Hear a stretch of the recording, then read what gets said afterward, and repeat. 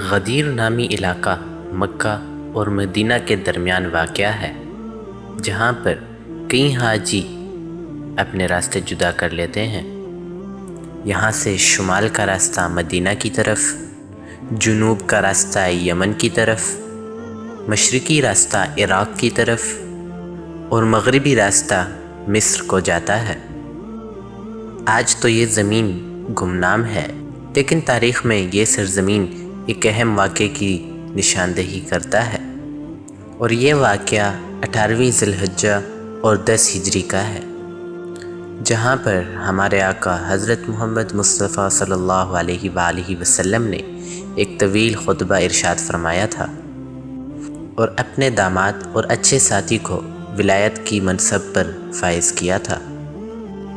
غدیر ہم کا پس منظر کچھ یوں ہے کہ ہجرت کے 10ویں سال حضور اقدس صلی اللہ علیہ وآلہ وسلم نے ہزاروں کا قافلہ لے کے مدینہ سے مکہ کے لیے روانہ ہوئے۔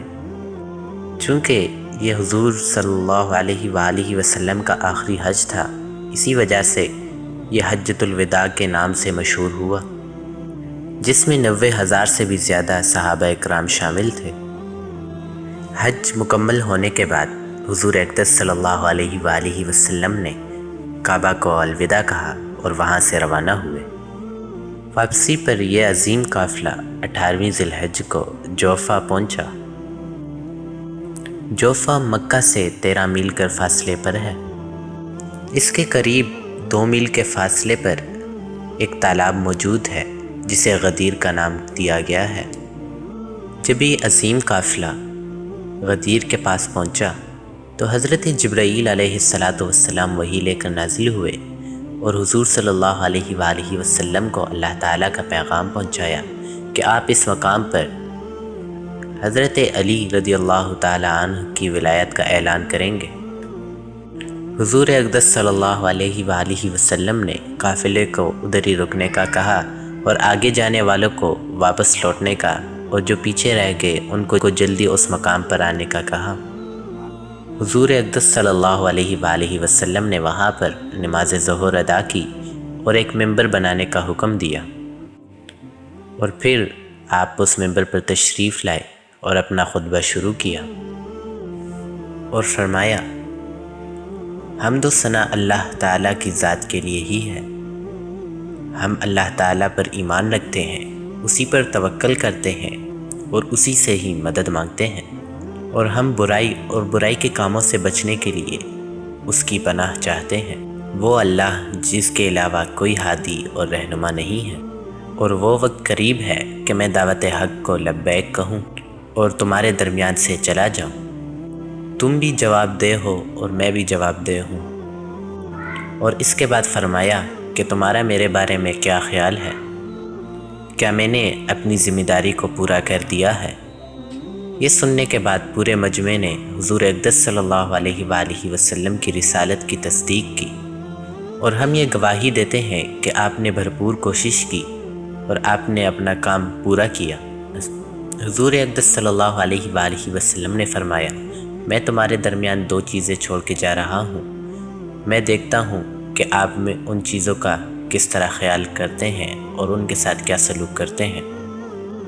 اس وقت مجمع سے ایک شخص کھڑا ہوا اور اونچی آواز میں بولا کہ ان 2 چیزوں سے کیا مراد ہے؟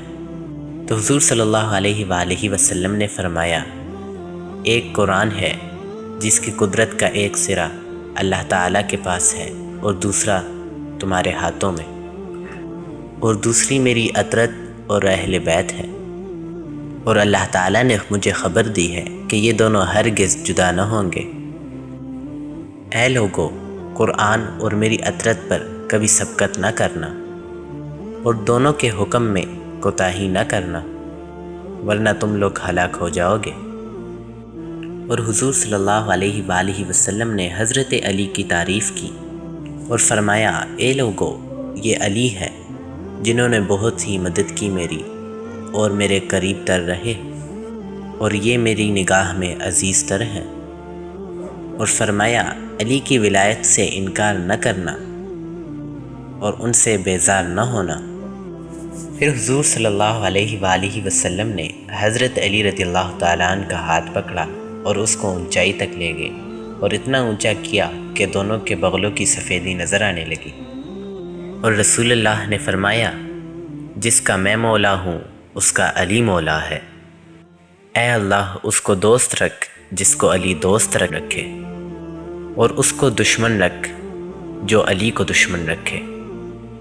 اس سے محبت کر جو علی سے محبت کرے، اور اس کو رسوا کر جو علی کو رسوا کرے، اور حق کو ادھر موڑ دے جدھر کو